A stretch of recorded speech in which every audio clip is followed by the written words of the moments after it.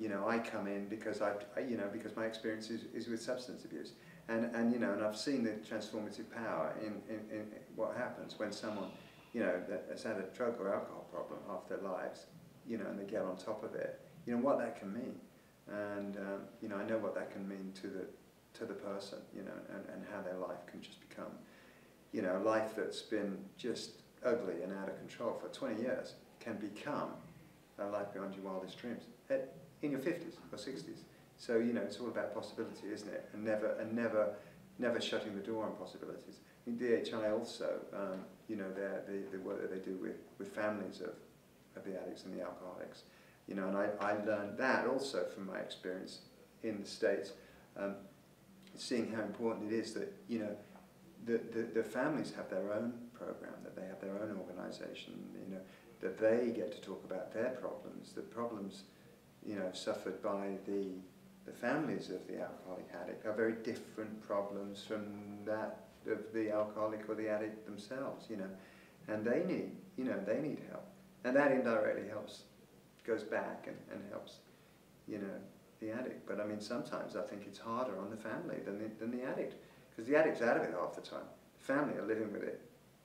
I've come to believe that after, you know, the time that I've spent around, you know, alcoholics and addicts, you know, getting sober, struggling to stay sober, staying sober, you know, and you really, when you're around that a lot, you really do come to see that it's an equal opportunity disease, you know, alcoholism and addiction, and you see people from all walks of life, you know.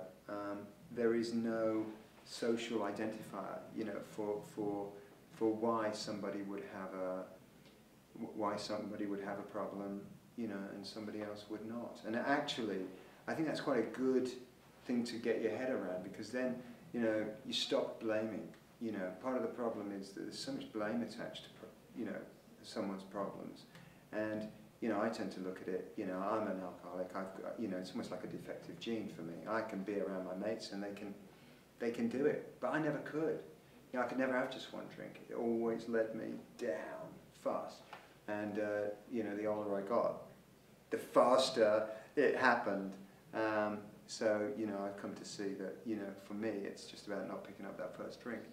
Well, I think it is important, a day like today, because it's a relatively new expertise, you know, that DHI are offering. It's, you know, we really are starting to question, you know, why so many of us have problems with alcohol and drugs, and it's a relatively new, you know, area of study, and I think that people that are in that world need encouraging, you know, and because I think we're going to need more and more people that can work in this area, because, you know, you see it on the news, you see it everywhere, you see it in every town centre at the weekend, you know, and it feels to me sometimes that you know, I mean, the kind of drugs that are out there now, you know, the threat to young people particularly is just getting worse and worse, you know, and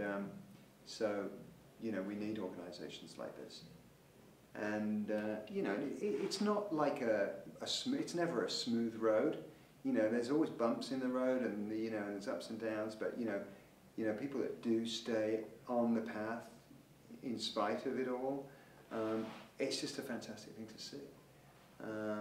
So you know, and I've over the last few years living in Bath, I've seen a number of people that have you know, gotten on top of their substance abuse through the DHI programs.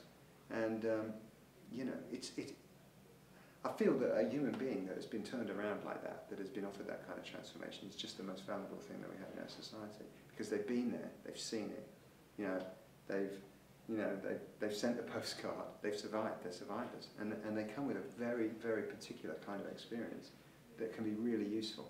Well, I don't really have any specific intention, I just take it as it comes, and you know, DHI approached me and they thought I could be useful to them. I wasn't sure that I could really be useful to them, but I just sort of took myself out of it and just sort of went along with it. Sometimes you've just got to go with the flow and see where it goes.